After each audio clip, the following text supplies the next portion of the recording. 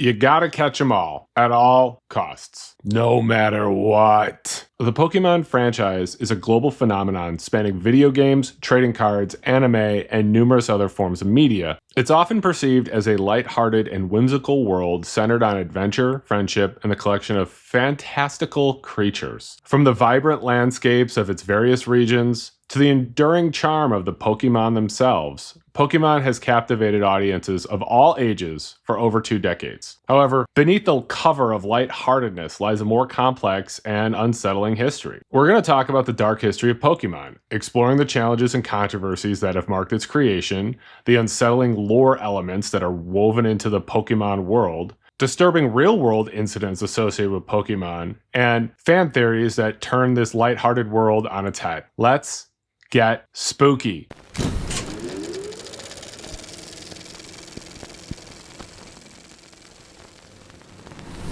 Hey spooky people, it's your best friend Kenny here, and before we get started with today's video, let's make sure that you are subscribed to this channel, The Spooky Lawyer. Please make sure that you like this video, that helps me out a lot, and share this video. Share this video with your accountant. It's tax season, and they are seeing some very spooky things right now, I'm sure. So send them some better spooky stuff from me, Kenny. The development of Pokémon Red and Green, which are the foundational titles of the franchise, was not smooth or carefree by any interpretation. Satoshi Tajiri, the visionary behind Pokemon, and his small team at Game Freak embarked on a 6-year journey to develop the franchise, which was fraught with significant hurdles. This extended timeline, which was significantly longer than the 6 months it was projected to take, placed a lot of strain on the fledgling company and its limited resources. Game Freak's financial situation while developing Pokemon became so precarious that it teetered on the brink of bankruptcy, and it often struggled to meet payroll obligations, which is very bad. People aren't going to continue working for you anymore if their paycheck doesn't come. Tajiri himself decided to forego a salary for much of this period and instead relied on financial support from his father to, live. The intense pressure and challenging circumstances of the development process took their toll and led to significant turnover in personnel, with 5 employees ultimately resigning from the company. Making the problem worse was the low budget allocated to the project by Nintendo, which constrained the team's initial ambitions and necessitated creative solutions to overcome its financial limitations. Pokemon Red and Green were also plagued by significant programming setbacks and near disasters that threatened to derail the entire project. The development was hampered by problematic coding, always problematic coding, right? Culminating in the simultaneous departure of 3 programmers at one point. The mass exodus of the programming team posed a severe threat to the game's completion, potentially leaving the project without the technical expertise needed to move forward. There was also a severe computer crash that occurred late in the process, jeopardizing the vast amount of game data that had been created, and including the designs and attributes of many Pokemon themselves. You know, when you're writing that report, and then all of a sudden Word crashes, and you have that panic because of all that work you just put in writing that thing might be gone. Imagine if you created an entire video game. Junichi Musada, who is a key member of the development team, recalled that he thought the project would be gone if the data could not be recovered. This catastrophe underscores the fragility of early digital game development and the ever-present risk of data loss. The path to creating Pokemon was also marked by the initial design challenges and a significant evolution of the core gameplay concepts. The staff at Game Freak initially lacked experience in developing role-player games, the genre that Pokemon would ultimately come to define. This inexperience likely contributed to the extended development timeline as the team navigated the complexities of RPG design and mechanics. The initial pitch for the game concept was reportedly rejected by Nintendo twice, partially due to the perception that the core idea was too convoluted and difficult for players, especially young players, to grasp. The initial resistance from Nintendo suggests the novelty and potential risk associated with Tajiri's vision for Pokemon. Early in the development process, the team explored the inclusion of a system that would allow players to bet their Pokemon in battles against each other, a concept that was eventually scrapped. This mechanic hints at a potentially darker and more gambling-centric early design for the game's competitive aspects, a direction that was ultimately abandoned in favor of a more child-friendly approach. Imagine that. You could be gambling on Pokemon. You could be gambling on Pokemon fights in the schoolyard. Honestly, I'm surprised they might probably bring that back. Now, we probably want kids. We're living in a world where we probably want kids gambling on Pokemon, right? Why not? Just revenue for everything. The final count of 151 unique Pokemon in the first generation underscores a significant expansion of the game's content and ambition during its protracted development. The extended development timeline coincided with the increasing age of the Game Boy, the intended platform for Pokémon Red and Green. This led to growing concerns within the team that they may have missed the boat by investing so much time in a handheld console that was becoming outdated compared to newer systems. These anxieties were reportedly echoed by industry friends and colleagues who expressed skepticism about Game Freak's choice of platform. Pokémon Red and Green finally saw release in Japan on February 27, 1996. The games eventually became successful, but their launch timing, which occurred in February rather than the more lucrative holiday season of October, was considered by some to be the very worst time of the year to release games. So the initial sales figures for Pokemon Red and Green in Japan were not particularly good. The widespread phenomenon that Pokemon would become took time to materialize, with popularity growing gradually through word of mouth among players. The slow but steady increase in popularity suggests that the unique gameplay loop and the compatibility aspect of Pokemon resonated deeply with a segment of the Japanese gaming audience, eventually leading to its broader success. And it's also a great lesson into just sort of stick with your vision, and if you don't receive initial success, keep going. You'll get there. The Pokemon franchise would later become associated with a particularly unsettling piece of internet folklore known as Lavender Town Syndrome. Emerging in the early 2010s, the urban legend claimed that the background music of Lavender Town, a location in the original games known for its eerie atmosphere and the Pokemon graveyard, had a detrimental effect on young children in Japan during the 1990s. The legend speculated that the track contained binaural beats and high-pitched noises, inaudible to adults but perceivable by children, which caused headaches, erratic behavior, and, in the more extreme versions of the tale, even contributed to a supposed spike in unalivings among children aged 7 to 12. Proponents of this legend added various details to bolster its credibility, including photoshopped images of ghosts and the Pokemon Unknown embedded within the spectrogram analyses of the Lavender Town music. The legend also claimed that the Lavender Town theme was altered for the international releases of the games to mitigate these harmful effects. The spread of the urban legend of Lavender Town Syndrome is often attributed to its temporal proximity and thematic resonance with the Den-o Senshi Porygon incident, a real-world event in which hundreds of Japanese children experienced epileptic seizures while watching an episode of the Pokemon anime. This health scare inadvertently lent a degree of plausibility to the fictional claims surrounding the Lavender Town music. Interestingly, some analyses suggest that the Lavender Town Syndrome creepypasta serves as a form of re-enchantment for older fans of the series who grew up with the original games, allowing them to revisit their childhood through a more mature and unsettling lens.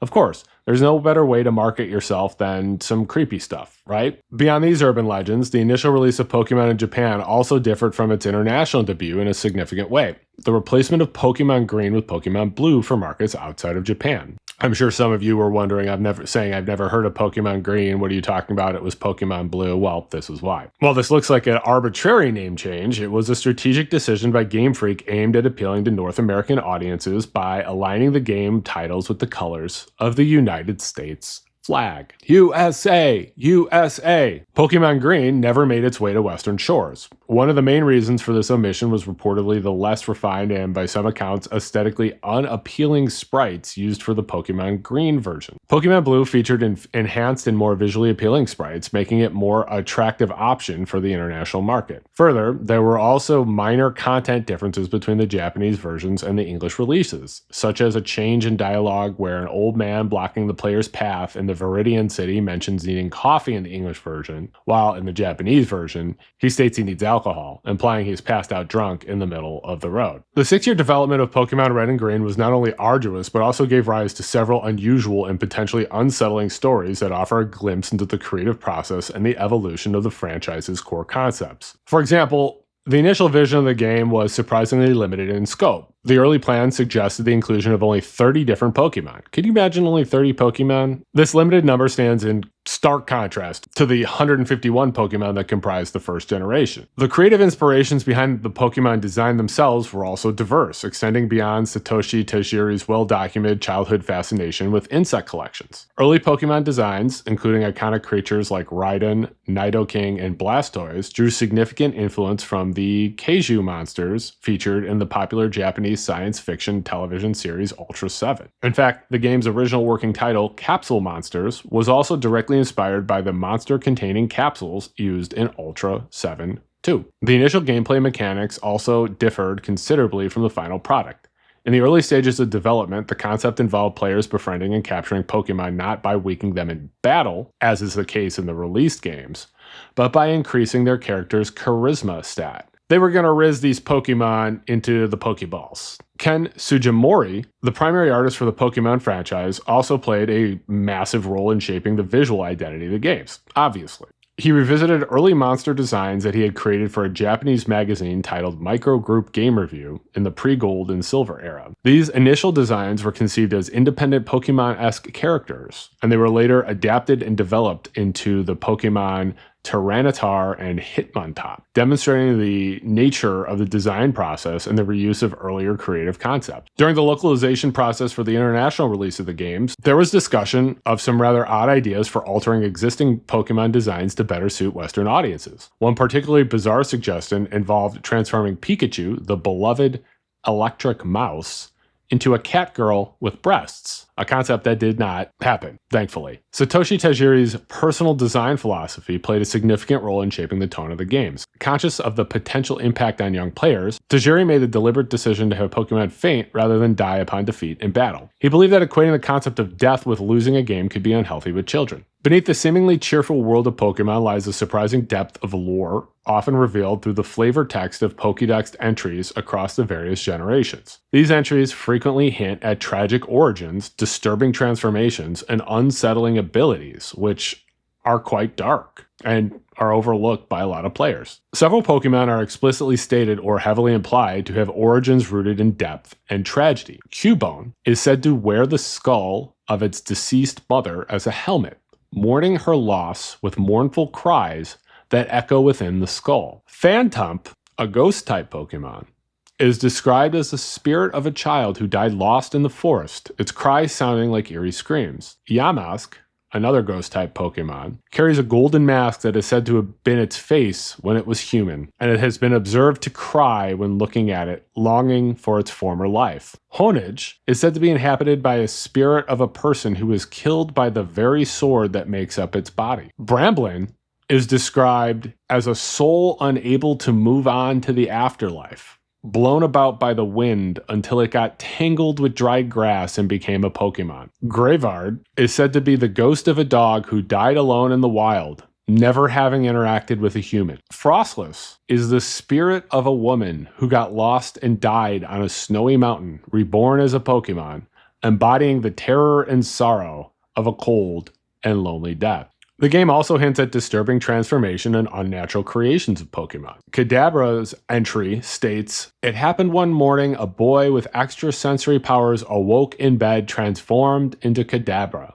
Seems like Kafka to me, and I'm sure that's intentional. Mewtwo, the powerful psychic-type Pokemon, is the result of years of horrific gene splicing and DNA engineering experiments on the Mew embryo. Cerulege is said to be wielding arm blades that carry the resentment of a fallen soldier who died before accomplishing their goals. Many Pokemon also possess unsettling abilities and exhibit disturbing behaviors. Lampent is known for lurking in cities and stealing the spirits of people and Pokemon who are about to die. Drifloon is said to have been created by gathering ghosts and wandering around looking for souls to take, sometimes tricking children into grabbing its string and carrying them away.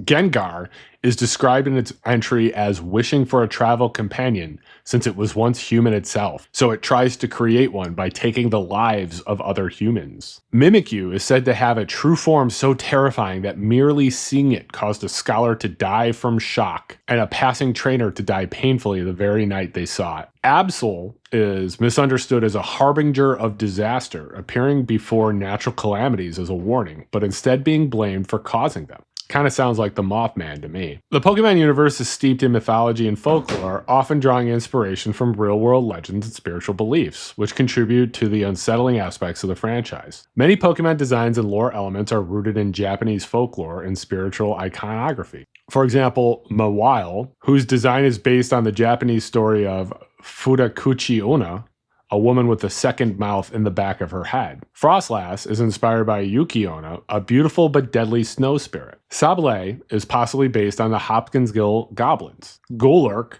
is reminiscent of the Jewish legend of the Golem. And Vulpix draws from the mythology of a fox spirits who gain power with age. Pokemon like Groudon and Kyogre have been linked to the biblical creatures Leviathan and Behemoth. Lunala is possibly based on the Mayan bat god Kemazotes or the Hawaiian eight-eyed bat Pia Pia Makawulu. Drowsy and Hypnu are inspired by Japanese Boku, creatures that eat nightmares. Ancient myths within the Pokemon lore also hint at a time when the boundaries between humans, nature, and Pokemon were unclear, with stories suggesting intermingling and even marriage between humans and Pokemon. One myth describes La, a giant dragon Pokemon, as the god of time, whose movements dictated the moon's phases and the twinkling of stars.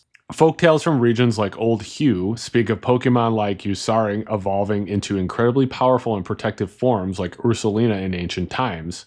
Of course, as with everything, the internet got a hold of Pokemon and made it a much darker, stranger place. One of the most widely accepted fan theories is the Great Pokémon War or Kanto War theory, which suggests that the first generation of Pokemon games take place in a society still recovering from a devastating war. Proponents of this theory point to the noticeable absence of adult males in the game, the prevalence of single-parent households, and the militaristic attire of Lieutenant Sarge, the Vermilion City gym leader, who explicitly mentions his Pokemon saving him during a war. Another popular and morbid theory revolves around the fate of Gary, the player's main rival in the first generation games. The Red killed Gary's Raticate theory suggests that the Raticate that Gary uses in early battles mysteriously disappears from his team after a particularly intense encounter on the SS Anne. The next time the player battles Gary, it's in Lavender Town, the Pokemon Cemetery. The timing and location, coupled with Gary's uncharacteristic concern for the player's Pokemon, have led many fans to believe that Raticate succumbed to the injuries sustained during the battle, and Gary was in Lavender Town to mourn or bury his fallen comrade. The humans are also Pokemon theory suggests that humans may be a specific type of Pokemon, or that the line between the two is far more blurred than presented in the games. A related theory, humans are invasive species, which they are in real life too, let's be real, proposes that humans may have colonized the Pokemon planet at some point in the distant past, explaining the differences between the two groups. Because of the absence of real-world animals in the Pokemon universe, fans have theorized about the food sources within this world.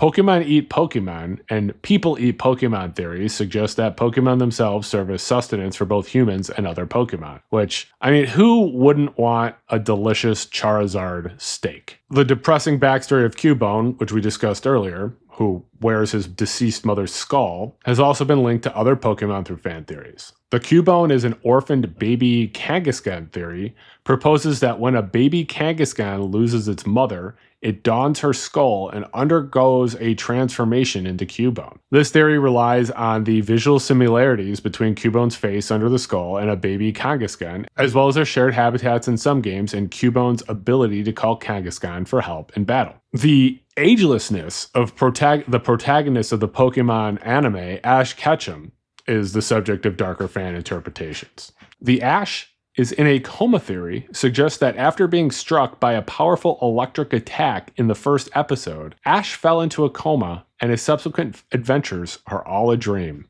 It's all a dream. Another theory suggests that Ash made a wish on a legendary Pokemon, granting him eternal happiness in the form of perpetual adventure and preventing him from aging. That sounds nice. I would like perpetual adventure.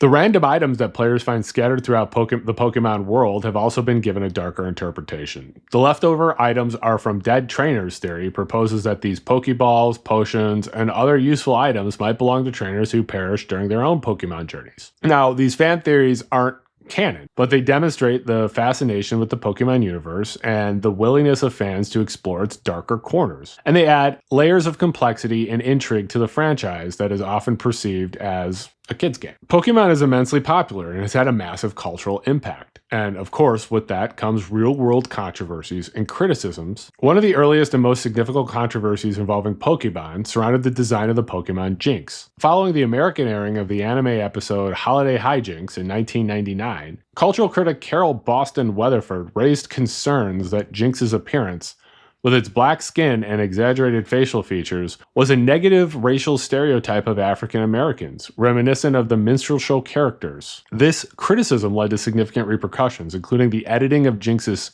sprites in Western releases of the games and the cutting of episodes featuring its original design from international airings. Game Freak would eventually revise Jynx's design to be purple instead of black, a change that has been implemented in all subsequent games and anime appearances. The episode Holiday Hijinks remains banned in the United States due to the implications of a character perceived as a racial stereotype being subservient to a powerful white figure. The treatment of Pokemon within the games and anime has also been a recurring source of controversy, particularly for animal rights organizations like PETA. PETA has repeatedly criticized the franchise, arguing that the act of capturing and confining Pokemon in Pokeballs is akin to animal cruelty, and comparing Pokemon battles to organized animal fighting, like dogfighting. I think dogfighting is a bit worse than Pokemon fighting. To protest, PETA has released parody games such as Pokemon Black and Blue, which depict Pokemon fighting back against their trainers. Okay, that's pretty funny. There have been concerns about the portrayal of violence within the Pokemon franchise. While the games themselves do not depict graphic violence, some parents and critics have argued that the core concept of training creatures to battle each other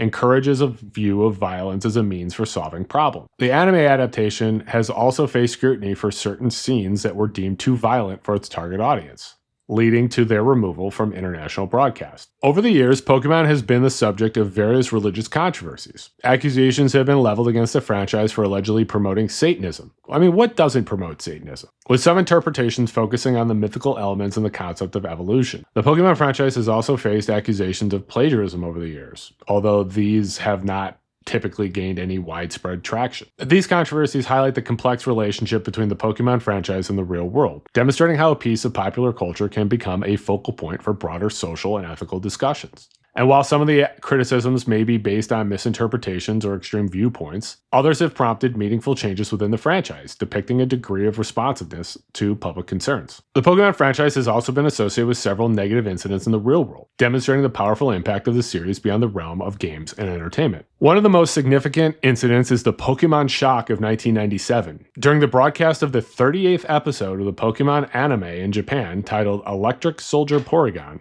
a sequence involving flashing red and blue lights caused photosensitive epileptic seizures in a large number of viewers, with over 680 children requiring medical attention. This event was dubbed the Pokemon Shock, and it led to widespread panic and mass hysteria, reportedly affecting over 12,000 children. The immediate aftermath saw a significant drop in Nintendo's stock value, the permanent banning of the episode from future broadcasts both in Japan and internationally, and a 4-month hiatus of the Pokemon anime on Japanese television. The incident also gave rise to the popular meme, Porygon did nothing wrong, as the Pokemon Porygon was central to the episode, but was not directly responsible for the flashing lights that triggered the seizures. The release of the augmented reality mobile game Pokémon Go in 2016 led to a series of real-world incidents, both positive and negative. The game was praised for encouraging physical activity and social interaction. It was also linked to numerous accidents caused by distracted players. Reports surfaced of individuals involved driving, biking, and walking accidents because they were engrossed in catching virtual Pokemon rather than paying attention to their surroundings. Who hasn't seen a bunch of kids running around, catching Pokemon, not paying attention, running into the middle of the road? Players were also documented trespassing on private property and entering potentially dangerous areas in pursuit of rare Pokemon. There have also been reports of robberies and assaults targeting Pokemon Go players, who were often distracted and unaware of their surroundings. In one particularly disturbing incident, 3 women playing Pokemon Go in a park in Wyoming discovered a dead body. I remember there being Pokemon Go events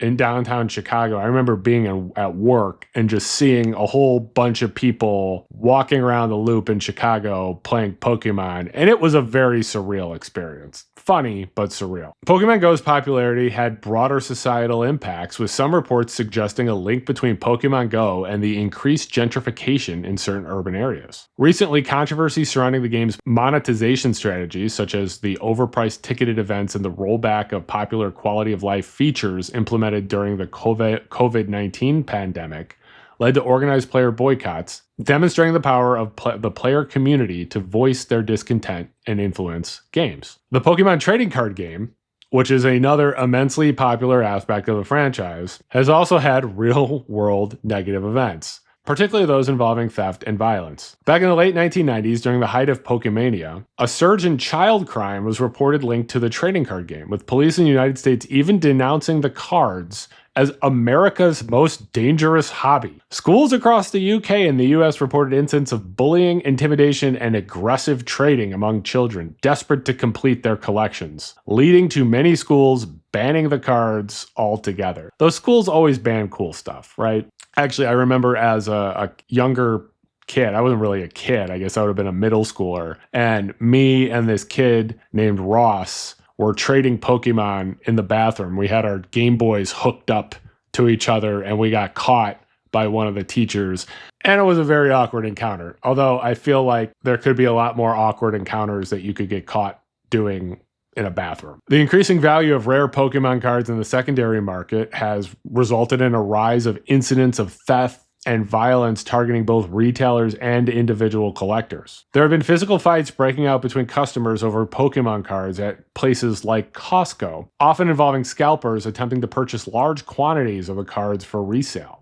Imagine throwing hands at Costco over Pokemon cards. That's like a level of, I don't know, addiction and anger that you need to go talk to somebody about. Local card shops and specialty stores have also become targets for brazen robberies, with thieves breaking into stores to steal highly valuable Pokemon card sets. The high demand and limited availability of certain cards have created a volatile market, leading to desperate acts. In one instance, Target temporarily removed trading cards from its shelves after a violent dispute involving a gun occurred at one of its stores. In a particularly extreme case, a man in the UK was reportedly convicted of murdering his neighbor over a bag of Pokemon cards. It just goes to show you the absolute insanity that people have with the hobbies that they're passionate about.